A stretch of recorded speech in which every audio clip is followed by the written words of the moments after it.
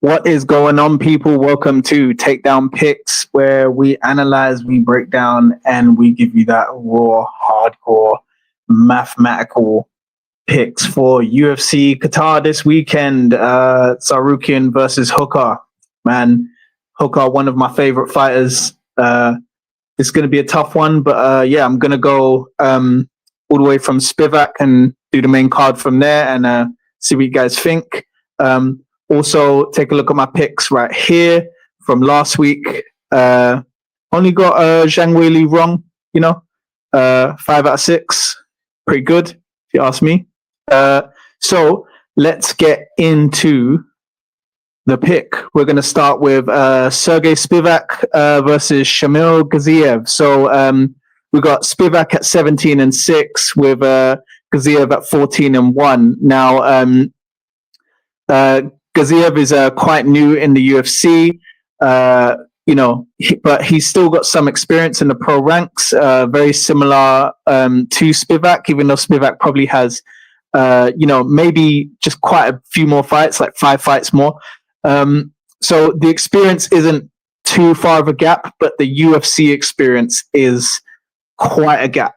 So let's take a look at what these guys are looking at. So obviously, this is a classic, like, gatekeeper versus prospect, right? Like, not say that Spivak is, no disrespect to Spivak, but, he's kind of always there and then he's not there, right? So, the polar bear, he's an elite heavyweight grappler. Like, his path is really just to close the distance immediately. I mean, get right in there, secure a takedown, and do what you do best, more control time, ground and pound, like, and his use of crushing pressure and, like, overwhelming, like, sort of control. He's motivated for the control time, right? And all he has to do is overwhelm Gaziev, forcing the TKO or just wearing him out early. Really and truly, though, Gaziev's path, he should be probably a little bit more aggressive. He's a higher volume striker. His path to victory is probably keep the fight at a distance. Manage your distance.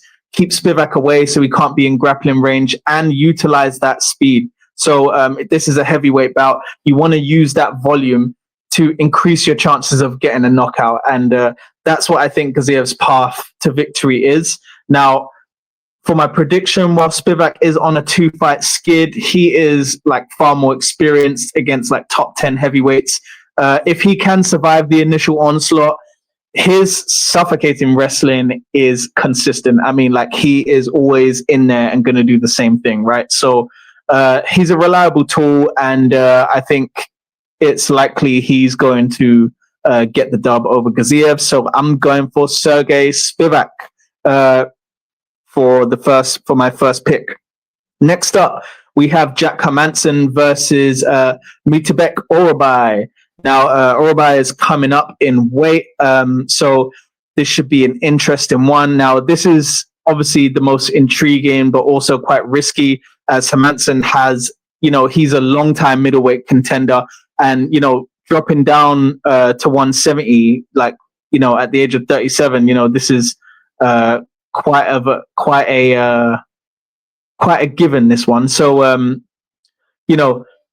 this is the big question mark for Hermansson. I mean, his success hinges entirely on, like, if he has a good weight cut or not, because going up is one thing, coming down is another thing, especially if, like, between middleweight and welterweight is kind of a different transition. There's like 15 pounds to go down to. You're not just making the normal 10-pound skip, right? Same with Islam, but he went up to 170 from 155. So it's a different situation. So yeah, it is a lot lies on the cut. So if he makes his weight cleanly, retains his strength, like, his volume, cage IQ, and, the BJJ could be a bit of a sticky one for Orabai. However, the weight cuts, like, in his career can, this kind of stuff, like, when they cut down, it's often a make or break. Some fighters do it and they're like, oh, okay, we're doing all right here. But some fighters make the weight down and it's never really going that well. We saw it with, was it TJ Dillashaw? He went down. Dan Hooker went down to featherweight one time. there's a few other people that went down. Missing them off the top of my head, but anyway, so Orobai is obviously the favorite. But Orobai is dangerous. So he is an explosive finisher, and he has a massive amount of output. He's got like 5.56 strikes per 50 minutes. Sorry, that's takedowns. 5.56 takedowns per 15 minutes. So he will test Hermansson's like sort of conditioning and the chin early on. So Orobai is the favorite, due to like the whole uncertainty around Hermansson's cut. So if the fight is competitive, Orobai's speed and his relentless pressure will likely overwhelm Hermansson. So I think I'm going to go Maitibek Orobai for pick number 2. Next, we come on to Volkan Ozdemir versus Alonzo Menefield. So we've got Volkan Ozdemir at 20-7, respected veteran. Alonzo Menefield at 7-4, one draw.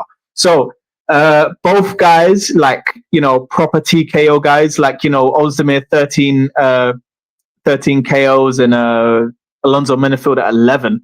So it's a classic stand-up battle between two heavy hitters, but Ozdemir does have the clear advantage. Like, that's the outstanding thing. He has the clear advantage in defensive wrestling, right? So Ozdemir's edge is technically, he is like the superior striker with, he's got better accuracy and elite 80% takedown defense. So this allows him to fight with confidence, knowing Menefield will struggle to take him down to the ground. Ozdemir is also on a 2-1 run in his last 3. So that is something to think about, the momentum, right? Menefield's path to victory, he's probably going to land the big overhand right. He is powerful, but absorbs more damage and less defensively sound on the feet. So he may attempt to, mix up his wrestling and mix up striking, but essentially, in my opinion, sometimes it doesn't always go that way when you try and mix or you try and adapt. It normally helps when you know exactly what a fighter is going to do, or like, so it helps them when they're specifically geared to a specific game plan. That tends to be a winning formula for most fighters. So this will be a violent striking match. Ozdemir's experience, he has better defense and, the superior takedown prevention. So, the numbers don't lie. And, Menefield, he's sort of a here and there kind of guy, as is Ozdemir, but the numbers just are a bit better for Ozdemir. So I can't go against the math. I will be going for Volkan Ozdemir for pick number 3. Okay, now we move on to Bilal Muhammad versus Ian Machado Gary, a welterweight fight. So Bilal Muhammad coming in at 24-5, Ian Machado Gary coming in at a less experienced 16-1. There is the very obvious height discrepancy in these two. Bilal Muhammad at 5'11". You have Ian Gary at a whopping 6'3". However, the reach advantage, actually, no, I was going to say it's like not as bad as you thought it would be, but it is actually still quite bad. You have Ian Gary at 77 inches, Bilal Muhammad at 72. That is just glutton for punishment. Ian Machado Gary, I don't know why I said his full name, but Ian Machado Gary is going to pump that jab all day. He's just going to be tapping Bilal Muhammad's face. So Ian Gary's smart. Rashad, you also said Ian Gary's smart. So he, if anything, he would do that at a base. He would be pumping that jab in his face all day long. Now, Machado Gary is a high volume striker, very dynamic with like significant size advantages, obviously. So this is just sort of a cocktail for success, tall, high fight IQ, very skilled striker. Like, if you're a skilled striker, you want to be tall, right? However, Bilal Muhammad's path to victory is a bit more what you'd expect, even though it's probably a bit more cagey. Like, he has to wrestle.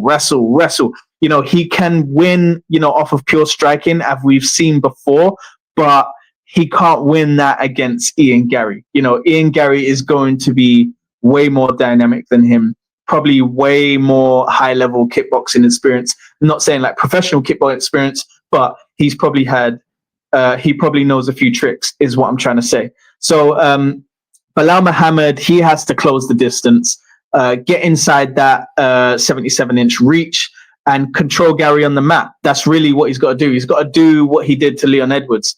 But the thing is, I mean, you know, so it's a difficult one. You know, Muhammad has never lost 2 fights in a row, like, which kind of just does speak to his veteran tendency. But however, the stylistic matchup, you know, is kind of a nightmare for him. This is not what he wants at all. You know, the length, the pace, everything. So if Gary can keep the fight standing for at least the first round, or at least 50% of the fight, at least up to the second round, I'm going to go Ian Machado Gary for unanimous decision. I'm aware I made a prop bet there, but it's all good. Just go for it. So it's the main event of the evening. So what we're going to do is Arman Sarukian versus Dan motherfucking Hooker. So Hooker, my favorite fighter to watch. I don't care if he wins or loses. I just love to see him in it all the time, you know. Pause. So the main event is, you know, oh, but first of all, the tail of the tape, Arman Sarukian 22-3, Dan Hooker 24-12. So an astounding experience gap between Dan Hooker and Sarukian. Sort of a, you know, a bit of a gap in age, but you know, Dan Hooker's still good. He's 35. He's coming into the later years, but he's still in the prime. Now, so again, we've got a classic striker versus wrestler. Sarukian's like sort of elite wrestling in his, that is his winning ticket, right? So he has to be shown he can beat any lightweight by controlling them on the ground. He also has a high level. He also has a high level striking accuracy, like based on the numbers. So he's probably not going to be a level striker as we would hope. Like, and from what we see, he is definitely going to wrestle. But I think he is no. I think he can definitely hold his own on the feet. But I don't think he'll get a knockout here. So obviously Hooker's strength is striking, you know, chaotic wars, high volume, and like his willingness to engage is going to be the test for Sarukian, you know, especially over 5 rounds, right? So he needs to keep the fight standing. He needs to make it a dirty war to win. And, you know, sort of a TKO is probably a TKO or like a unanimous decision on the feet is probably his only advantage. And then, you know, as soon as Sarukian's starting to notice that's what's happening, you know, he's going to try and take it to the ground. So it is very hard to go against Dan Hooker in this one. And I am really sorry, but sometimes wrestlers just got to wrestle. And I'm going to go Sarukian by unanimous decision. And that is it. You know, I'm sorry, Dan Hooker. But yeah, so those are my picks and analysis for UFC Qatar. Please give me a like and subscribe, and follow me on Instagram at Cam Takedown. Follow takedown.uk on Instagram. Follow Takedown UK on TikTok. That's where most of our content lies. And then give the podcast a watch on this YouTube channel as well. It comes out every week. See you next time, and see you at the UFC events. Peace. You gotta let me do the outro first. So I said peace. Now it's really